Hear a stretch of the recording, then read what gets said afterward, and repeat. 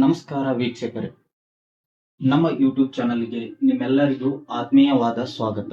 ನಾನು ನಿಮಗೆ ಇವತ್ತು ಹೇಳಲಿಕ್ಕೆ ಬಂದಿರುವ ವಿಷಯವೇನೆಂದರೆ, ನಮ್ಮ ಹಿರಿಯರಿಗೆ ಬರುತ್ತಿದ್ದ ಪಿಂಚಣಿ ಹಣದ ಬಗ್ಗೆ ನಿಮಗೆ ನಾನು ಮಾಹಿತಿಯನ್ನು ಕೊಡಲು ಇಷ್ಟಪಡುತ್ತೇನೆ. ನಮ್ಮ ಹಿರಿಯರಿಗೆ ಈಗ ಕೆಲವು ತಿಂಗಳಿಂದ ಕರೆಕ್ಟ್ ಆಗಿ ಹಣ ಬರುತ್ತಿಲ್ಲ ಮತ್ತು ಇನ್ನು ಕೆಲವರಿಗೆ ಹಣ ಬರುತ್ತೆ, ಒಂದು ತಿಂಗಳು ಬರುತ್ತೆ, ಇನ್ನೊಂದು ತಿಂಗಳು ಬರುತ್ತಿಲ್ಲ. ಈ ಪ್ರಾಬ್ಲಮ್ಗಳು ಎದಕ್ಕೆ ಆಗುತ್ತಿವೆ ಎಂದು ನಿಮಗೆ ನಾನು ಹೇಳಲು ಇಷ್ಟಪಡುತ್ತೇನೆ. ಈ ಮಾಹಿತಿಗಳನ್ನು ನಾನು ನಮ್ಮೂರಿನ ಗ್ರಾಮ ಸೇವಕರು ಮತ್ತು ಗ್ರಾಮ ಲೆಕ್ಕಾಧಿಕಾರಿ, ನಮ್ಮ ಆಡು ಭಾಷೆಯಲ್ಲಿ ಹೇಳಬೇಕೆಂದರೆ ತಲಾಟಿ ಎಂದು ಕರೆಯುತ್ತಾರೆ, ಅವರಿಂದ ಪಡೆದುಕೊಂಡಿದ್ದೇನೆ. ಈಗ ಸರ್ಕಾರದಿಂದ ಹೊಸದಾಗಿ ಏನು ವಿಷಯಗಳು ಬಂದಿದ್ದಾವೆ ಎಂದು ತಿಳ್ಕೊಂತಿದ್ದೇನೆ, ಅದನ್ನು ನಿಮಗೆ ಹೇಳುತ್ತೇನೆ. ಈಗ ಮೊದಲಿಗೆ ಪಿಂಚಣಿಗಳಲ್ಲಿ ಎಷ್ಟು ಪ್ರಕಾರದ ಪಿಂಚಣಿಗಳಿವೆ ಎಂದು ನಿಮಗೂ ನಾನು ಹೇಳುತ್ತೇನೆ.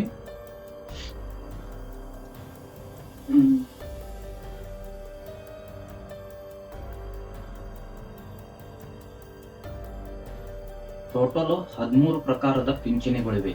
ನೀವು ಇದರಲ್ಲಿ ಯಾವುದು ಪಿಂಚಣಿ ಹಣವನ್ನು ಪಡೆದುಕೊಳ್ಳುತ್ತಿದ್ದೀರಿ ಎಂದು ನನಗೆ ಕಾಮೆಂಟ್ ಮಾಡಿ ತಿಳಿಸಿ.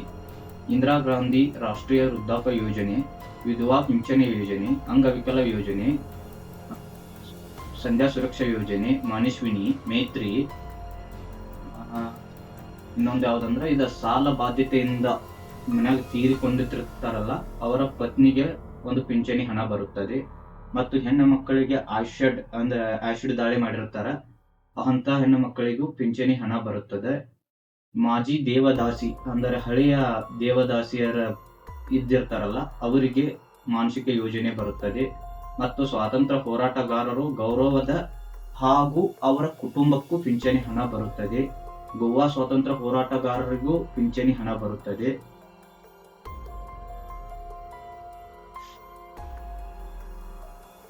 ಇನ್ನು ಒಂದ ಸಲ ಪಿಂಚಣಿ ಅಲ್ಲದ ಒಂದು ಯೋಜನೆಗಳ ಹಣ ಬರುತ್ತದೆ.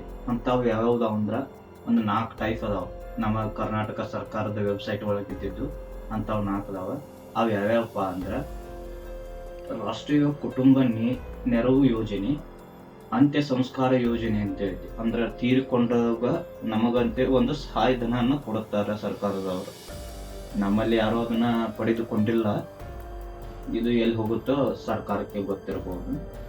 ಮತ್ತು ರೈತರ ಆತ್ಮಹತ್ಯೆ ಪ್ರಕರಣಕ್ಕೆ ಸಂಬಂಧಪಟ್ಟಂಗ ಸರ್ಕಾರವು ಒಂದು ಹಣ ಕೊಡುತ್ತದೆ. ಮತ್ತ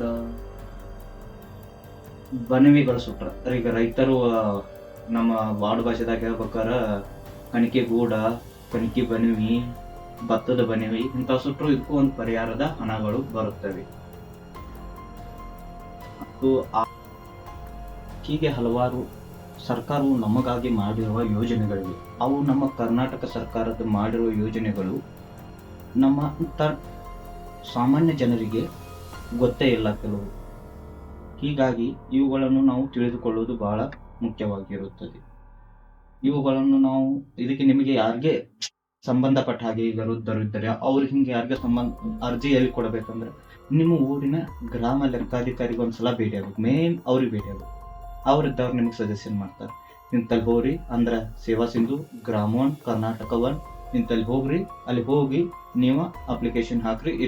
ಅವ್ರನ್ನ ಕೇಳ್ಬೇಕು ನಾವು, ಯಾಕಂದ್ರೆ ಅವ್ರು ನಮಗ ಊರಾಗಿರ್ತಾರೆ. ಅವ್ರು ಇರ್ಲಿಕ್ಕಂದ್ರ ಅವ್ರ ಕೈಯನವ್ರ ಗ್ರಾಮ ಸೇವಕರು ಇರ್ತಾರೆ. ಅವ್ ಗ್ರಾಮ ಸೇವಕರನ್ನಾರ ಕೇಳ್ಬೇಕು ನಾವು ಮೊದಲು. ಹಿಂಗಾಗೈತ್ರಿ ನಮ್ಮ ಪ್ರಾಬ್ಲಮ್, ಇದಕ್ಕೆ ಏನ್ ಮಾಡ್ಬೇಕ್ರಿ. ಈಗ ವಿಷಯಕ್ಕೆ ಬರೋಣ. ಪಿಂಚಣಿ ಹಣ ನಿಂತು ಹೋಗಿದೆ. ನನಗೆ ಕಾಮೆಂಟ್ಸ್ ದಲ್ಲಿ ನಿಮ್ಗೆ ತೋರಿಸ್ಬೇಕಂದ್ರೆ ಇದರಲ್ಲಿ ನಿಮ್ಗೆ ಕ್ಲಿಯರ್ ಆಗಿ ಕಾಣುತ್ತೋ ಇಲ್ಲೋ ಗೊತ್ತಿಲ್ಲ, ಒಂದು ಕಂಡಪಟ್ಟಿ ಕಾಮೆಂಟ್ಸ್ ಬಂದಿಲ್ಲ. ಪಾಪ ಅವ್ರಿಗೆ ಏನಂತ ಹೇಳ್ಬೇಕು ಅನ್ನೋದ ನಂಗೆ ಇವಾಗ ಈಗ ತೋರಿಸ್ತೇನೆ. ಒಂದೇ ನಿಮಿಷ.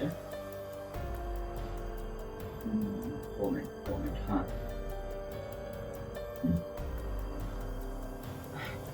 ಯಾರು ರಾಮಮೂರ್ತಿ ಅಂತ ಕಾಮೆಂಟ್ ಮಾಡಿದಾರ, ನಮ್ಮ ಬೆಂಗಳೂರಿಗೆ ಇನ್ನೂ ಹಣ ಬಂದಿಲ್ಲ. ಬೆಂಗಳೂರು ಗ್ರಾಮಾಂತರಕ್ಕೆ 4 ತಿಂಗಳಿಂದ ಪಿಂಚಣಿ ಹಣ ಬಂದಿಲ್ಲ. ನಾರಾಯಣ್ ಅಂತ ಇವ್ರು ಮೆಸೇಜ್ ಮಾಡಿದ್ದಾರೆ. ಇನ್ನವ್ರ್ಯಾರು ಸರ್ಕಾರ ಕೇಳಿದ ದಾಖಲೆಗಳನ್ನು ಕೊಟ್ಟು ನಾನು 20 ದಿನಗಳಾಗಿದೆ, ಇನ್ನಾದರೂ ನನಗೆ ಹಣ ಬಂದಿಲ್ಲ. ರಾವ್ಚಂದ್ರ ಅಂತೇಳಿ ಇವ್ರಿಗೂ ಎಲ್ಲರಿಗೂ ಕೂಡ ಒಂದು ಪರಿಹಾರ ಹೇಳ್ತಾನೆ. ಒಂದು ನಿಮಿಷ. ಇವ್ರು ಯಾರೋ ಹಾಸನದವ್ರತ್ತ 70 ವಯಸ್ಸಾಗ್ಯಾವು, 4 ತಿಂಗಳಿಂದ ಪೆನ್ಷನ್ ಹಣ ಬಂದಿಲ್ಲ. ಆಧಾರ್ ಕಾರ್ಡ್, ID ಕಾರ್ಡ್, ಕಾಫಿಯನ್ನು ಅಟ್ಯಾಚ್ ಮಾಡಿ ಕೊಟ್ಟಿದ್ದೇನೆ. ಪಾಪ ಇವ್ರಿಗೆ ಇಂಥವ್ರಿಗೆ ಏನ್ ಹೇಳುದು ಹೇಳಿ ನಾವು, 70 ವಯಸ್ಸು ಪಾಪ ಇವ್ರೆಲ್ಲ ಇಂಥವ್ರ ಬಗ್ಗೆ ಒಂದ್ ಸ್ವಲ್ಪ ಈ ಪೆನ್ಷನ್ ಮಾಡಿದ್ದನ್ನ ಮನ್ಯಾಗಿದ್ದ ಖರ್ಚು ಮಾಡ್ಲಿಕ್ಕೆ ಪೆನ್ಷನ್ ಹಣ ಮಾಡ್ಯಾರ. ಇವ್ರಿಗೆ 70 ವಯಸ್ಸು. ಸೋಮಂದ್ರ ಈಗ ಊರಾಗ ಹೋಗಿ ಬರಂಗಿಲ್ಲ. ಇಂಥ ಪ್ರಾಬ್ಲಮ್ಗಳನ್ನ ನಮ್ಮ ಸರ್ಕಾರ ಒಂದ್ ಸ್ವಲ್ಪ ವಿಚಾರಣೆ ಮಾಡ್ಬೇಕು. ಇವರಿಗೆ ಲೆಕ್ಕಾಧಿಕಾರಿಗಳಿಗೆ ಅವ್ರ ಮನೆಗೆ ಹೋಗಿ ಭೇಟಿಯಾಗಿ ಅವ್ರ ಬಗ್ಗೆ ವಿಚಾರಿಸಿ ಅವರೇ ಅಪ್ಡೇಟ್ ಮಾಡ್ಬೇಕು. ಈಗ ನಿಮ್ ಕಡೆ ಅಡ್ಡಾಡೋದು, ಹಿಂಗ್ ನಮ್ಮ ಹಿರಿಯರಿಗೆ ನಾ ಹೇಳೋದೇನಂದ್ರೆ, ನಿಮ್ಗ ಎಲ್ಲಾ ಬರಬರಿ ಇದೆ ರೀ, ಅಡ್ಡಾಡ್ತೀವಿ. ಗ್ರಾಮ ಲೆಕ್ಕಾಧಿಕಾರಿಗೆ ನೀವು ತಗೊಂಡ್ ಹೋಗಿ ನಿಮ್ ಪಿಂಚಣಿ ನಿಂತಿದ್ರ, ಈಗ ಒಬ್ಬರು 4 ತಿಂಗಳಾಗೈತಿ, ಒಬ್ಬರು 3 ತಿಂಗಳಾಗೈತಿ ಅಂತ ಮೆಸೇಜ್ ಮಾಡ್ಯಾರಿ. ಅರೋ ಮಾಡ್ಯಾರ ಬೆಂಗಳೂರು, ಮೈಸೂರು, ಹೆಚ್ಚಿಗೆ ಬೆಂಗಳೂರು ಗ್ರಾಮಾಂತರದವ್ರು ಮೆಸೇಜ್ ಮಾಡ್ಯಾರ. ನಿಮಗ್ ನಾ ಹೇಳ್ಬೇಕಂದ್ರ ಒಂದ್ ವಿಷಯ, ನಿಮ್ಮ ಊರಿನ ಗ್ರಾಮ ಲೆಕ್ಕಾಧಿಕಾರಿಗೆ ಹೋಗಿ ಭೇಟಿ ಆಯ್ತು. ಇನ್ಕಮ್ ಒಂದ್ ಕರ್ನಾಟಕದ ಆದೇಶ ಐತಿ, 32 ತೋರ್ಸಂದ್ರೂ ತೋರಿಸ್ತಾನೆ. ಒಂದ ನಿಮಿಷ.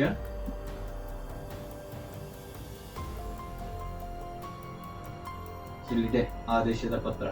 ಅದ್ರೊಳಗೆ ಏನ್ ಕರೆಕ್ಟ್ ಆಗಿ ಮೆನ್ಷನ್ ಮಾಡ್ಯಾರ, ಅವ್ರು ಯಾರ್ದು ಇನ್ಕಮ್ ಐತಲ್ಲ ಇವ್ರು 2,000 ಒಳಗಿರ್ಬೇಕು.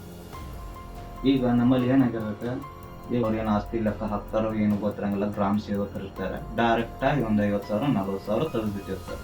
ಮತ್ತೆ ಇನ್ನೇನ್ ಮಾಡಿರ್ತಾರೆ, ದೊಡ್ಡ ಸಾಹುಕಾರಗಳು ಇರ್ತಾರೆ. ಆ ಸಾಹುಕಾರಗಳು ಮನ್ಯಾಗ ರಗಡ ಆಸ್ತಿ ಇರ್ತೈತಿ, ಅವ್ರು ಹೆಂಗ್ ಮಾಡ್ಸ್ಕೊಂಡಿರ್ತಾರ ಪ್ರಶ್ನೆ ಅವ್ರಿಗೆ ಬಿಟ್ಟಿದ್ದು. ಅವರು ಇರ್ತಾವು 25,000 30,000 ಹಿಂಗಿರ್ತಾವ. ಇದಕ್ಕ ಸರ್ಕಾರವು ಈಗ ನಿಮ್ಮ ಆಧಾರ್ ಕಾರ್ಡ್, ನಿಮ್ಮ ಬ್ಯಾಂಕ್ ಪಾಸ್ಬುಕ್, ನೀವು ಅದ್ರ ಮೇಲೆ ಪಿಂಚಣಿ ಹಣವನ್ನು ತಗೋತೀವಿ. ಈಗ ಹಿರಿಯರು ವೃದ್ಧರ ಮೇಲೆ ತಗೋತೀರಿ ಅಂದ್ರೆ ವಯಸ್ಸು ಸರ್ಟಿಫಿಕೇಟ್, ಇಲ್ಲ ಅಂಗವಿಕಲ ತಗೋತೀರ ಅಂಗವಿಕಲ ಸರ್ಟಿಫಿಕೇಟ್, ಇಂಥವು ಅದಕ್ಕೆ ಸಂಬಂಧಪಟ್ಟ ಹಾಗಿರುವ ಸರ್ಟಿಫಿಕೇಟ್ಗಳನ್ನು ತಗೋಬೇಕು. Income main important. ಅದ್ರೊಳಗೆ 32,000 ಐತಿ ಅವ್ರ ರೂಲ್ಸ್. ಆದ್ರೆ 30,000 ಇನ್ಕಮ್ ಕಮ್ಮಿ ಇದ್ದು ನಿಮ್ಗೆ 50,000 ಮ್ಯಾಲ ಇದ್ದಾರೆ, ನೀವು ತಹಸೀಲ್ದಾರ್ ಆಫೀಸ್ಗೆ ಹೋಗಿ ಭೇಟಿಯಾಗಿ ನಮ್ ಸರ್ ಹಿಂಗ್ ಪ್ರಾಬ್ಲಮ್ ಆಗೈತಿ ಅಂತ ಅಲ್ಲಿ ರಿಕ್ವೆಸ್ಟ್ ಮಾಡ್ರೆ ಅವ್ರು ನಿಮ್ ರಿಕ್ವೆಸ್ಟ್ಗೆ ಪರಿಹಾರ ಕೊಡ್ತಾರೆ. ಅಲ್ಲಿ ಹೋಗಿ ಭೇಟಿ ಆಗ್ತಾರ. ಪರಿಹಾರ ನಿಮ್ಗೆ ಅಲ್ಲಿ ಅನ್ಕ ಆಲ್ಮೋಸ್ಟ್ ಅಲ್ಲ ಅಂದ್ರೆ ಗ್ರಾಮ ಲೆಕ್ಕಾಧಿಕಾರಿ ಆಗ್ಲಿಕ್ಕೆ ಅಂದ್ರೆ ಅಲ್ಲಿ ಅನ್ಕ 100% ರಿಸಲ್ಟ್ ಸಿಗ್ತೈತಿ ನನ್ನ ಪ್ರಕಾರ.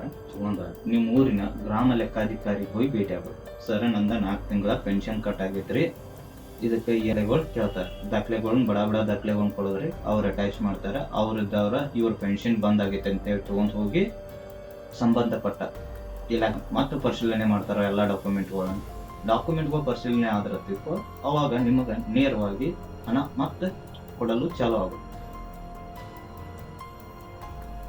ಈ ಮಾಹಿತಿ ನಿಮಗೆ ಇಷ್ಟವಾದಲ್ಲಿ ನಮ್ಮ ಚಾನಲ್ ಅನ್ನು ಸಬ್ಸ್ಕ್ರೈಬ್ ಮಾಡಿ. ಮತ್ತೆ ಮುಂದಿನ ವಿಡಿಯೋದಲ್ಲಿ ಸಿಗೋಣ. ಜೈ ಹಿಂದ್, ಜೈ ಕರ್ನಾಟಕ.